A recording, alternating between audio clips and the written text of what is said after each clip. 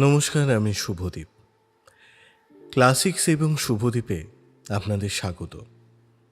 আমাদের আজকের গল্প অমর কথাশিল্পী মানিক বন্দ্যোপাধ্যায়ের আত্মহত্যার অধিকার।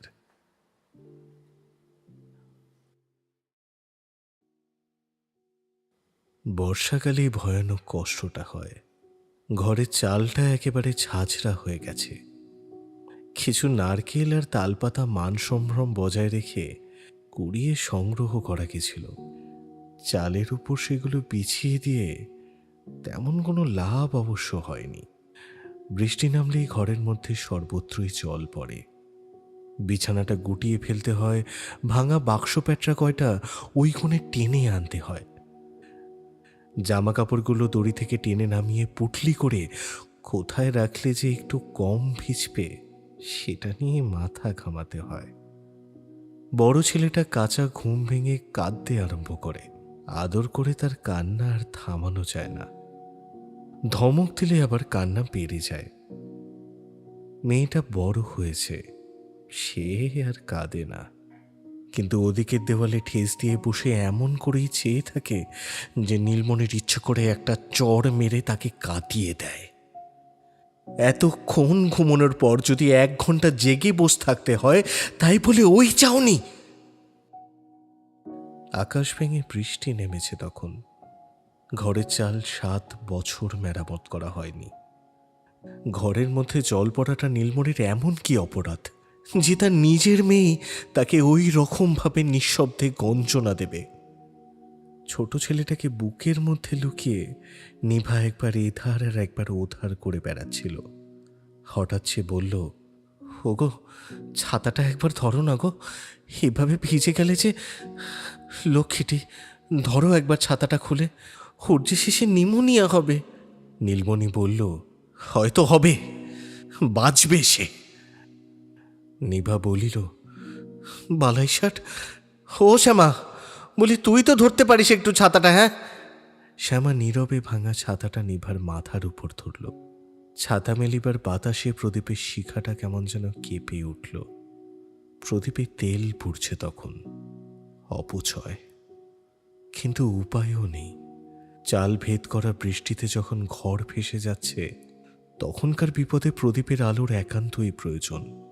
আলো ছাড়া জিনিসপত্র নিয়ে মানুষগুলো এ কোনো কোন করবেই বা কিভাবে? এই বলি, 1 চিলিম তামাক দে দেখি শ্যামা। নীলমণি হুকুম করিল। শ্যামা বলল, ছাতাটা এসে ধরো তবে। নীলমণি আকাশের বজ্রের মতো থমকে উঠল। ফেলে দে ছাতি, চুলোয় গুঁজে দেখে আমি ছাতি ধরবো, তবে উনি তামাক সাজবেন? হ্যাঁ, হারামজাদি। তামাক অবিলম্বে হাতের কাছে এগিয়ে আসলো। ঘরের পশ্চিম কোণ দিয়ে কলের জলের মতোই মোটা ধারায় জল পড়ে একটা বালতি ইতিমধ্যেই ভরে গেছে। সেই জলেই হাত ধুয়ে শ্যামা বলল, তামাক কিন্তু আর একটুখানি আছে বাবা। দুঃসংবাদ। এত বড় দুঃসংবাদ প্রদানকারীকে একটা গাল দেওয়ার ইচ্ছা নীলমণিকে অতি কষ্টে চেপে যেতে হলো। নীলমণি ভাবল, বিনা তামাকে এই গভীর রাত্রির লড়াইটা জিতব কেমন করে? ছেলের কান্না দোকানে তীরের ফলার মতো বিঁধে চলবে। মেয়েটার মুখের ওই চাহনি লঙ্কা পাটার মতোই সারাক্ষণ মুখে লেগে থাকবে। নিমোনিয়ার সাথে নিভার ব্যাকুল কলহ চেয়ে দেখতে দেখতে শিউরে উঠবে, আর মনে হবে বেঁচে থাকাটা শুধু আজ এবং কাল নয়, প্রতি মুহূর্তেই যেন নিষ্প্রয়োজন। আর ঘরে এখন তামাক আছে একটুখানি। তামাক আনানো হয়নি কেন জিজ্ঞাসা করতে গিয়ে নীলমণি চুপ করে রইল। প্রশ্ন করাটা অনর্থকই। জবাব যে সে পশু হতেই সৃষ্টি করে রেখেছে। পয়সা নেই। ছেলেটা বিকেলে 1 পয়সার মুড়িও খেতে পায়নি। তামাকের পয়সা আসবে কোথা থেকে? নিজে গেলে হয়তো দোকান থেকে কিছু ধার আনতে পারত, কিন্তু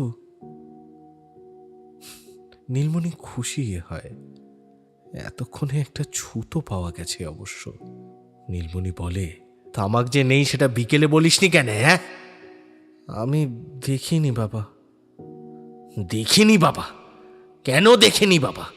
চোখের মাথা খেয়েছিস নাকি? তুমি তো নিজে সেজেছিলে যে, সারাদিন আমি একবারও তামাক সাজিনি বাবা। তা সাজবে কেন? বাপের জন্য তামাক সাজলে সোনার অঙ্গ তোমার ক্ষয়ে যাবে যে। হ্যাঁ, নীলমণির কান্না পাচ্ছিল। মুখ ফিরিয়ে সে সহসা চোখে নেমে আসা অশ্রুকে দমন করে শাসনে। না আছে তামাক, না থাক।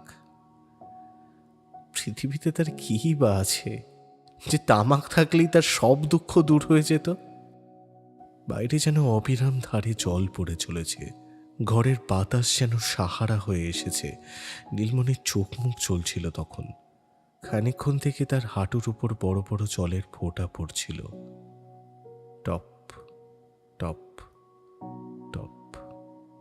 অঞ্জলি পেতে নীলমণি গুনে গুনে জলের ফোঁটাগুলো ধরতে লাগল। সিদ্ধ করা চামড়ার মতো ফ্যাকাশে ঠোঁট নেড়ে সে যে কি বলল, ঘরের কেউই তা শুনতে পেল না। ছেলে মানুষের মতো তার জলের ফোঁটা সংগ্রহ করার খেলাটাও কেউ দেখল না। হাতে খানিকটা জল জমলে তা দিয়ে মুখ ধুতে গিয়ে ধরা পড়ে যায় নীলমণি। নিভা ও শ্যামা দুজনেই প্রতিবাদ করে বলল, ও কি করছো বাবা? শ্যামা বলিল, ও কি করছো বাবা? নিভা বলে, পচা কলা চাল ধোয়া জল। হ্যাঁ গো, একটু ঘেন্নাও কি নেই তোমার? নীলমণি হঠাৎ একটু হেসে বলল, হোক না পচা জল, চাল ধোয়া জল তো। এও হয়তো কাল আর জুটবে না নিভা। একে সূক্ষ্ম রসিকতা মনে করে নীলমণি নিজের মনেই কিছুটা গর্ব অনুভব করল। এমন অবস্থাতেও সে রসিকতা করতে পারে, মনের জোর তো তার সহজ নয় হে। ঘরের চারিদিকে একবার চোখ বুলিয়ে এনে নিভার মুখের দিকে পুনরায় চাইতে গিয়ে তার হাসি কিন্তু আর ফুটল না। নিভার দৃষ্টির নির্মমতা তাকে আঘাত করল। অবিকল শ্যামার মতো চেয়ে আছে সে। এত দুঃখ, এত দুর্ভাবনা ওর চোখের দৃষ্টিকে কোমল করতে পারেনি, উদ্ভ্রান্তও করে তুলতে পারেনি। রূঢ় ভৎসনা আর নিঃশব্দ অসহায় নালিশে ভরিয়ে রেখেছে। নীলমণি মুষড়ে পড়লেন। সব অপরাধী তো তার। সে ইচ্ছে করে নিজের স্বাস্থ্য আর কার্যক্ষমতা নষ্ট করেছে। খাদ্যের প্রাচুর্যে পরিতুষ্ট পৃথিবীতে নিজের গৃহকোণে সে সাহাত করে দুর্ভিক্ষ টেনে এনেছে। ঘরের ওই যে চাল সে নিজে পচিয়ে ফুটো করে রেখেছে। তার ইচ্ছেতেই তো, তার ইচ্ছেতেই রাত দুপুরে মুষলধারে বৃষ্টিও নেমেছে। শুধু তাই নয়, ওদের সমস্ত দুঃখ দূর করবার মন্ত্রও সে জানে।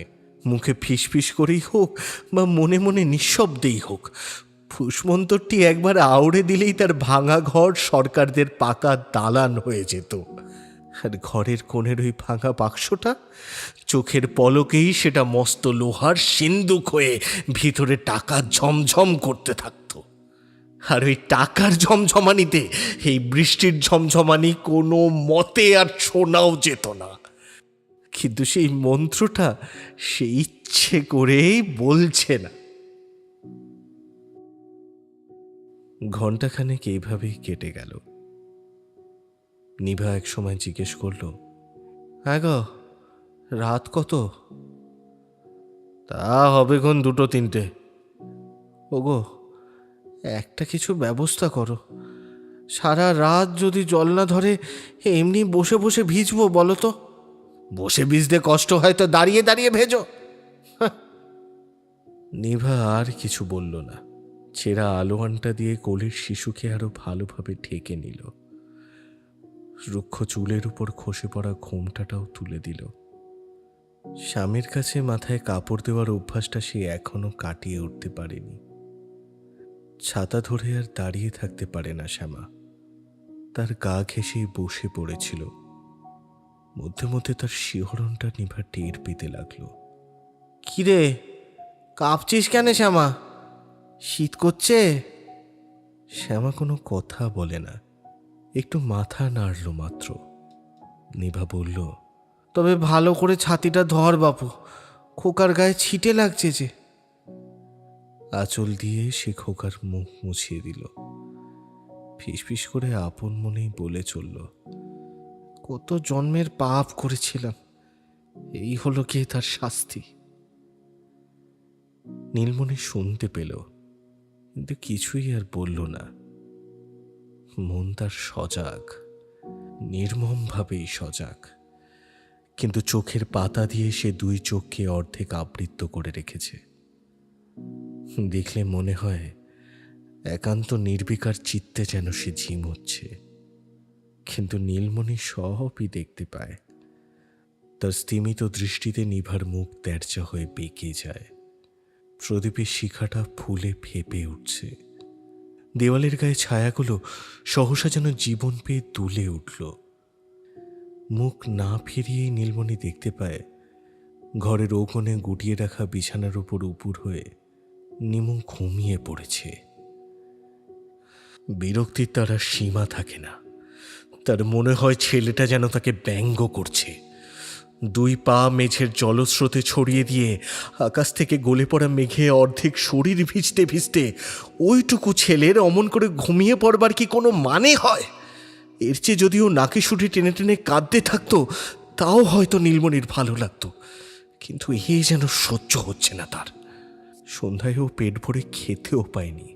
খিদের জ্বালায় মাকে বিরক্ত করে পেটের জ্বালায় চোখের জল ফেলতে ফেলতে ঘুমিয়ে পড়েছে।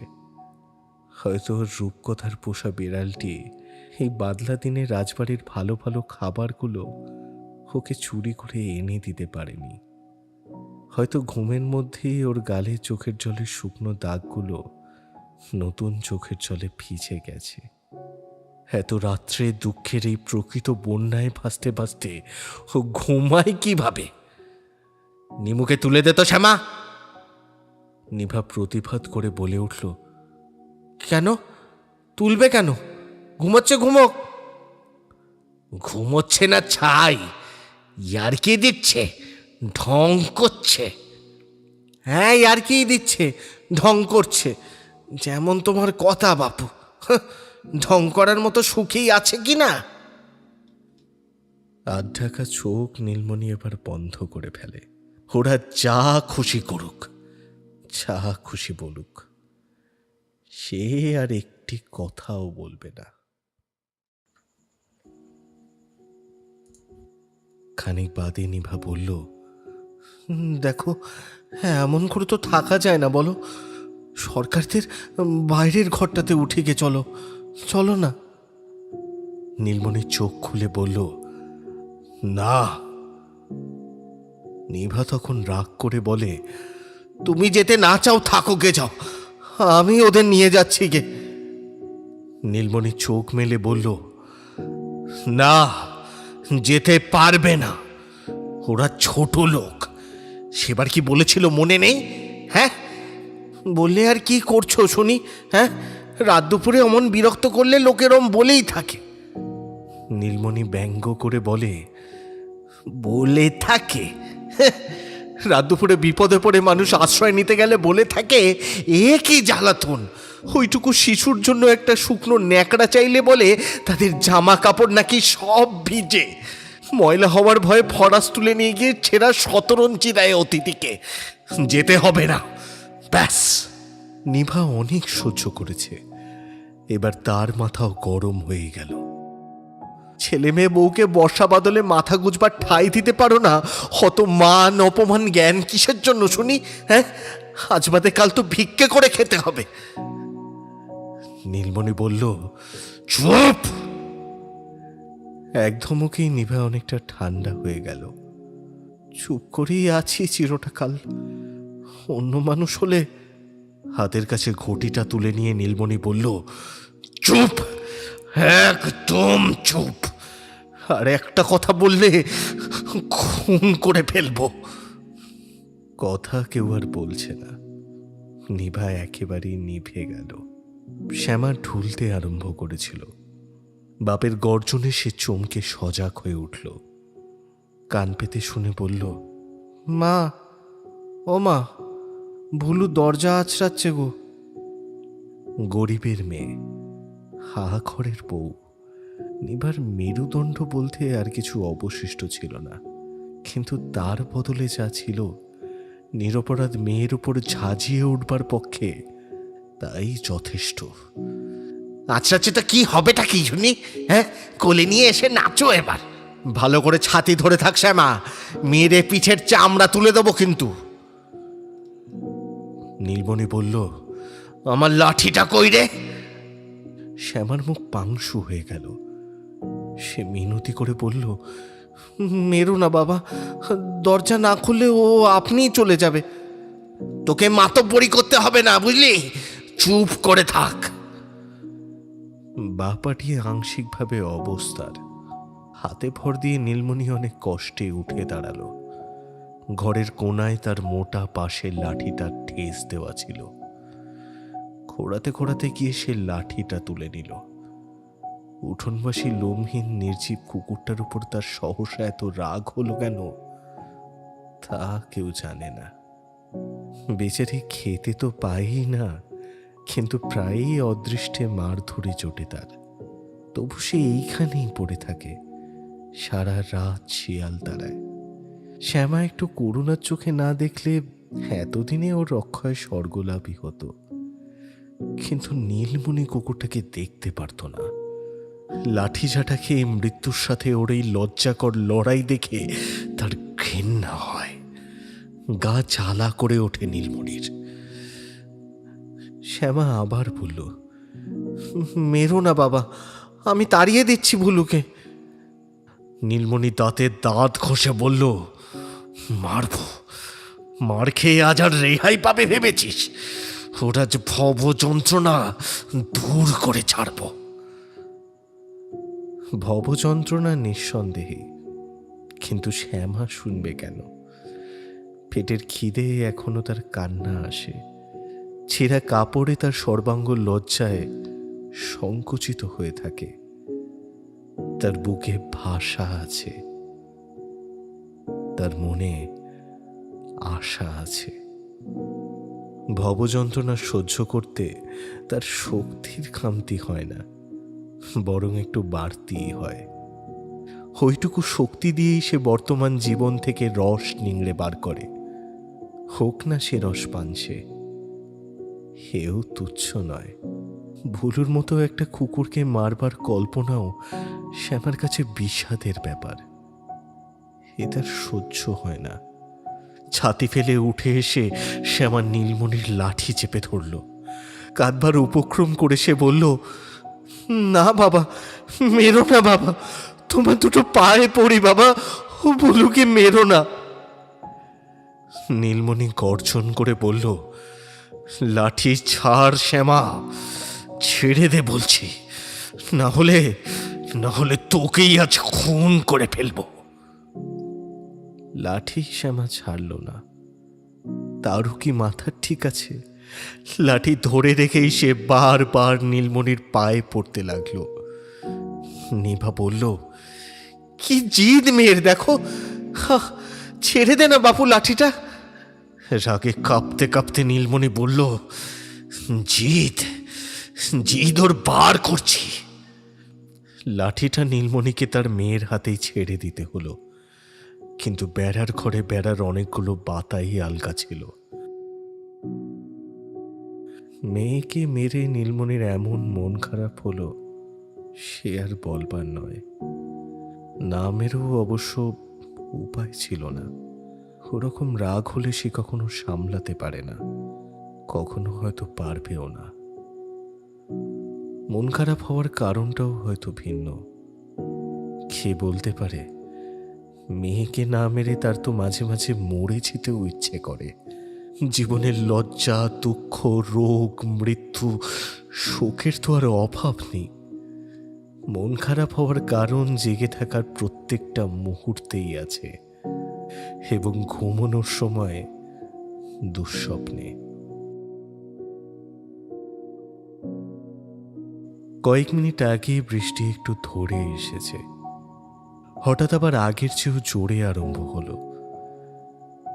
নীলমণির মান অপমান জ্ঞানটা এবার আর ঠিকল না। ও শ্যামা, লণ্ঠনে তেল আছে রে?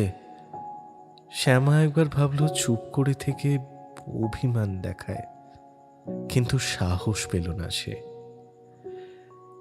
একটুখানি আছে বাবা, জাল তবে।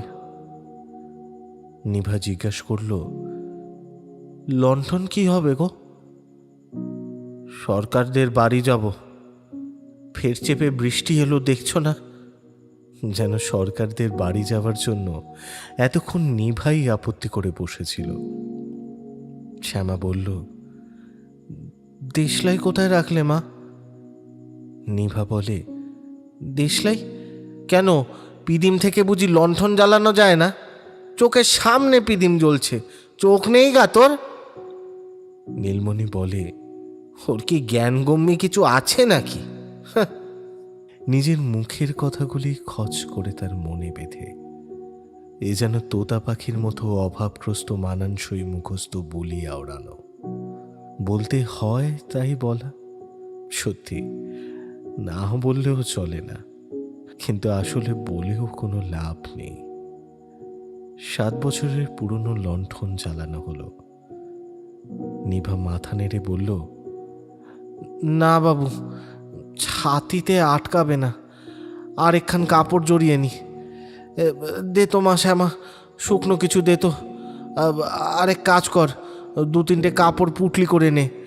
ওখানে গিয়ে তো সবাইকে কাপড় চোপড় ছাড়তে হবে। শোন না, এই আমারে দোক্তার কৌটোখানো নিস। নীলমণি একটু মিষ্টি করেই বলল, হুকোটা নিতে পারবি শ্যামা? লক্ষ্মী মা আমার, পারবি? জল ফেলেই নে না, ওখানে গিয়ে ভরে নিলেই তো হবে। জলের কি আর অভাব আছে? তামাকটুকু ফেলে যাস নে ভুলে আবার। হ্যাঁ, সব ব্যবস্থাই হলো। তারপর নিমুর কান্নায় কর্ণপাত না করে তাকে টেনে হিচড়ে দাঁড় করিয়ে পিঠে একটা চটের বস্তা বেঁধে দেওয়া হয়। দরজা খুলে তারা উঠোনে নেমে যায়। উত্তরের ভিটের ঘরখানা গত বছরও খাড়া ছিল, এবারকার চতুর্থ বৈশাখীর ঝড়ে ঝরে পড়ে গেছে। সময় মতো অন্তত 2টো খুঁটি বদলাতে পারলে এমনটা আর ঘটত না। ভুলু বোধহয় ওই ভগ্নস্তূপের মাঝে কোথাও মাথা গুজেছিল। মানুষের সাড়া পেয়ে সেও বাইরে বেরিয়ে আসলো। তখন ঘরের দরজায় তালা লাগানো হয়ে গেছে। দরজা আছড়ে ভুলু করুণ কান্নার সঙ্গে কুকুরের ভাষায় বলতে লাগলো, দরজা খোলো, দরজা খোলো, দরজাটা খোলো। বাড়ির সামনে 1 হাঁটু কাদা, তারপরেই পিছলে এঁটেল মাটি। ছেলে নিয়ে প্রায় আছাড় খেতে খেতে বেঁচে নিভা দেবতাকে গাল দিতে শুরু করে। কষ্ট অবশ্য নীলমণিরই বেশি। শুকনো ডাঙাতেই তার বা পায়ের পদক্ষেপ তাকে চট করে ডিঙাতে দেয় না। আর এখন তার পা এবং লাঠি দুটোই কাদার মধ্যে ঢুকে যেতে লাগলো। লাঠি টেনে তুললে পা আটকে থাকে, অন্যদিকে পা তুললে লাঠি আটকে থাকে। নিভার অবশ্য তাকাবার অবসর নেই। শ্যামার ঘাড়ে কাপড়, পুটলি, হুকো, কলকে, লণ্ঠন আর নিমুর ভার। তবু শ্যামার নীলমণির বিপদ উদ্ধার করে দিতে লাগলো। ঘোষেদের পুকুরটা পাক দিলেই সরকারদের বাড়ি। পুকুর ভরে গিয়ে পাড় ছেপে উঠেছে। পশ্চিমের কোণার প্রকাণ্ড তেঁতুল গাছটার তলা দিয়ে 3-4 হাত চওড়া একটা সংক্ষিপ্ত স্রোত সৃষ্টি হয়েছে। তেঁতুল গাছটার চমকালো আবছা ছায়ার চেহারা দেখলে গা ছমছমি করে। ভরপুর পুকুরের বুকে শ্যামার হাতের আলো লম্বা সোনালি একটা পাত ফেলেছে। প্রতি মুহূর্তে হাজার বৃষ্টির ফোঁটা তাতে অজস্র টুকরোয় ভেঙে যাচ্ছে। নীলমণি থমকে দাঁড়ায়, কাতর স্বরে বলে, ও শ্যামা, পার হব কি করে রে? শ্যামা বলে, জল বেশি নয় গো বাবা, নিমুর হাঁটু পর্যন্ত ওঠেনি, চলে এসো, কিছু হবে নেকো। সুখের বিষয় স্রোতের নিচে কাদা ধুয়ে গেছে। নীলমণির পা অথবা লাঠি কোনোটাই আটকে গিয়ে তাকে বিপন্ন করল না। তবু একটুখানি সুবিধা পাওয়া সত্ত্বেও নীলমণির 2 চোখ একেবারে সজল হয়ে উঠল। বাইরে বেরোবার সময় সে কাপড়টা গায়ে জড়িয়ে নিয়েছিল, এখন সেটা ভিজে গিয়ে গায়ের সাথে এঁটে আছে। খানিকক্ষণ থেকে জোরে বাতাস উঠেছিল। নীলমণির শীত করতে লাগলো।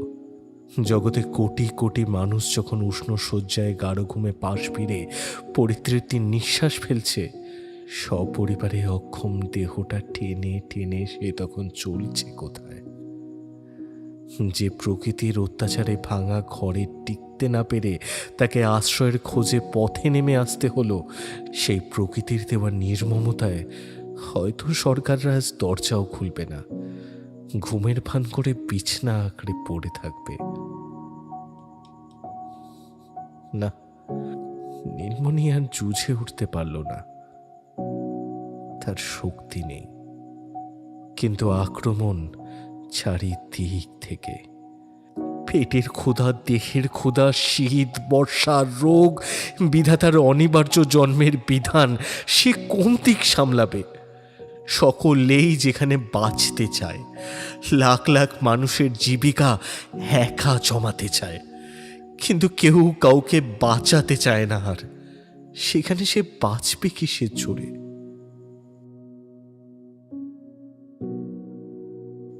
স্রোত পার হয়ে লণ্ঠন উঁচু করে দাঁড়িয়ে আছে শ্যামা। পাশে ভরাট পুকুরটা বৃষ্টির জলে প্রায় টকবক করে ফুটছে। নীলমণি সাঁতার জানে না, কিন্তু জানতো যে পুকুরের পাড়টা একেবারে খাড়া। একবার গড়িয়ে পড়লেই অথই জল, আর তার সেখান থেকে উঠে আসতে হবে না। নিভা ওদিকে তাড়া দিচ্ছিল। শ্যামা বলল, বাবা চলে এসো, দাঁড়ালে কেন? এসো এসো। নীলমণি চলতে আরম্ভ করল। ডাইনি নয়, বাঁয়েও নয়, সাবধানে সোজা শ্যামার দিকে। হঠাৎ শ্যামা চিৎকার করে উঠল, মাগো, সাপ! পরক্ষণেই আনন্দে গদগদ হয়ে বলল, এই সাপ নয় গো, সাপ নয় গো, মস্ত একটা শোল মাছ ধরেছি বেটাকে। কি পিছল গো, ধরেছি। তাড়াতাড়ি আগাবার চেষ্টা করে নীলমণি বলল, শক্ত করে ধর, দুহাত দিয়ে ধর, পালালে কিন্তু মেরে ফেলবো শ্যামা তোকে। শক্ত করে ধরে রাখ দেখি, হ্যাঁ আসছি আমি। সরকাররা বছর তিনেক হলো দালান তুলেছে। এখন বাড়ি শুদ্ধ সকলেই বাড়ি বাড়ি করেই পাগল। বলে, বেশ হয়েছে না, দোতলায় দুখানা ঘর তুললে ব্যাস, আর দেখতে হবে না। অনেকক্ষণ ডাকাডাকির পর সরকারের বড় ছেলে বাইরে এসে দরজা খুলল। বলল, ব্যাপার কি, ডাকাত নাকি? নীলমণি বলে, না ভাই, আমরা গো, ঘরে যে আর টিকতে পারলাম না ভায়া, সব ভেসে গেছে জানো। ভাবলাম তোমাদের বৈঠকখানায় তো কেউ শোয় না, রাতটুকু অন্তত ওখানেই কাটিয়ে আসি। বড় ছেলে বলল, সন্ধেবেলা এলেই তো হতো বলো। নীলমণি কষ্টে একটু হাসল। সন্ধে কি বৃষ্টি ছিল ভাই, দিব্যি ফুটফুটে আকাশ, মেঘের তো চিহ্নও ছিল না। রাত দুপুরে এমন জল আসবে হঠাৎ করে, কে জানতো বলো? নিভা ছাতা বন্ধ করে ঘোমটা দিয়ে দাঁড়িয়েছিল। মাসিকের ছবির সদ্য স্নাত অবস্থায় পড়ে সে আমার লজ্জায় মার সাথে মিশে গেছে। নিভার এটা ভালো লাগছিল না, কিন্তু বড় ছেলের সামনে কিছু বলিবারও উপায় নেই। বড় ছেলে বলল, বেশ থাকুন খন, কিন্তু চৌকি পাবেন না। চৌকিতে আমার পিসে শুয়েছে, আপনাদের মেঝেতেই শুতে হবে। তা হোক গে ভাই, তা হোক, ভিজতে তো হলো না, এই ঢের। এখন কম্বল টম্বল যদি, ওই তো ওই কোণে চট আছে, ওই নিয়ে নিন। বড় ছেলে বাড়ির মধ্যে চলে গেল। নীলমণি ঝাঁঝালো হাসি হেসে বলল, দেখলে, তখন বলেছিলাম শুধু মারতেই বাকি রাখবে। নিভা বলে, ঘরে যে থাকতে দিয়েছে তাই ভাগ্যি বলে জেনো। নীলমণি তৎক্ষণাৎ সুর বদলে বলল, তা অবশ্য ঠিক গো। ঘরের অর্ধেকটা জুড়ে চৌকি পাতা, বড় ছেলের পিষে আগাগোড়া চাদর মুড়ি দিয়ে তাহাতে কাত হয়ে শুয়ে রয়েছে। শ্যামা লণ্ঠনটা মেঝেতে নামিয়ে রেখেছে বলে চৌকির উপরে আলো পড়েনি।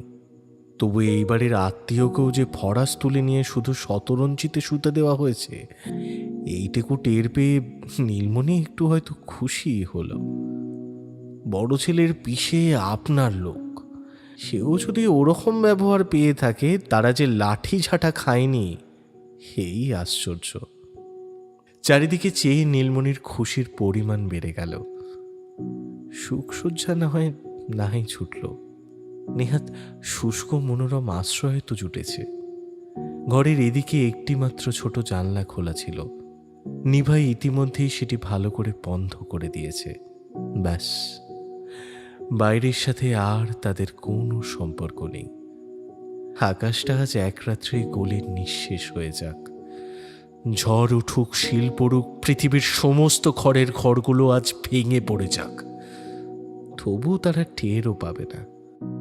নীলমণির মেজাজ যেন ম্যাজিকের মতোই ঠান্ডা হয়ে গেছে। তার কণ্ঠস্বরও বেশ মোলায়েম শোনালো। ও শ্যামা, দাঁড়িয়ে থাকিস নি মা, চটগুলো বিছিয়ে দে দেখি চট করে। হে, একটু গড়াই। আহা, ভিজে কাপড়টা ছেড়েই নে না হয় আগে। মারামারির কি আছে, এতক্ষণ গেল না হয় আরও খানিকক্ষণ যাবে। ওগো শুনছো, দাও না, খোকাকে চৌকির একপাশে একটু শুয়ে দাও না গো। তুমিও কাপড়টা ছিঁড়ে ফেলো দেখি। গলা নামিয়ে ফিসফিস করে বলল, ভদ্রলোক তো ঘুমোচ্ছে, অত লজ্জা কিসের শুনি। আচ্ছা, যদি খুব লজ্জা করে, দরজা খুলে বারান্দায় চলে যাও না। কাপড় ছাড়া হলো। বাইরে তখন পুরোদস্তুর ঝড় উঠেছে। ঘরের কোথাও এতটুকু ছিদ্র মাত্র নেই, কিন্তু বাতাসের কান্না শোনা যায় সেখানে। চাপা একটা শো শো শব্দ। তাদের নীলমণি আর তার পরিবারকে নাগালের মধ্যে না পেয়ে প্রকৃতি যেন তখন ফুঁসছে। নীলমণির মনে হলো হেও যেন একরকম শাসানো। পঞ্চভূতের মধ্যে যার ভাষা আছে, সে ক্রুদ্ধ নিঃশ্বাস ফেলে বলছে, আজ বেঁচে গেলে, কিন্তু কাল, কাল কি করবে? পরশু, তারপর দিন, তারও পরের দিন। শ্যামা চট পেঁচাচ্ছিল। মা গো, কি গন্ধ গো। নিভা বলে, নে, আর ঢং করতে হবে না, তাড়াতাড়ি কর দেখিনি। নীলমণি বলে, ঝেড়ে পাতো না। নিভা তখন বলে, না না, ঝাড়িস নে, ধুলোয় চারদিক অন্ধকার হয়ে যাবে।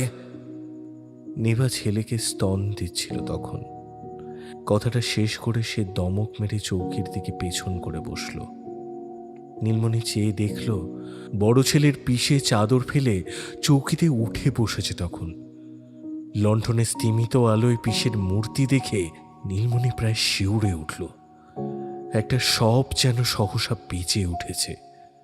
মাথার চুল তার ন্যাড়া করে দেওয়ার মতো ছোট ছোট করে ছাটা।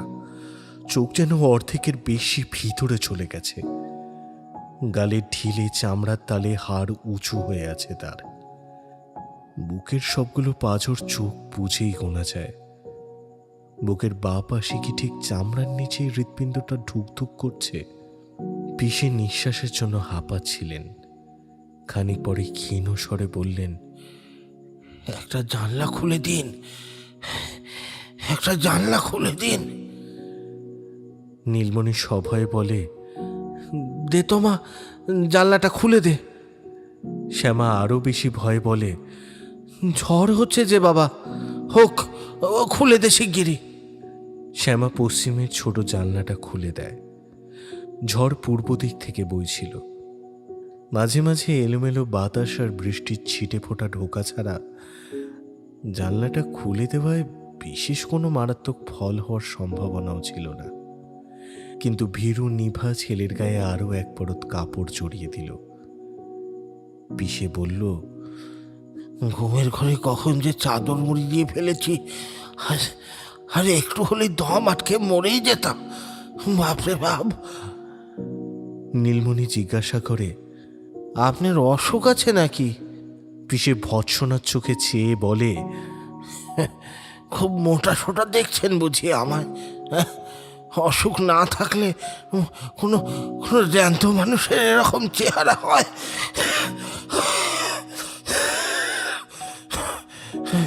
4 বছর ধরে ভুগছি মশাই, মরেই আছি একেবারে।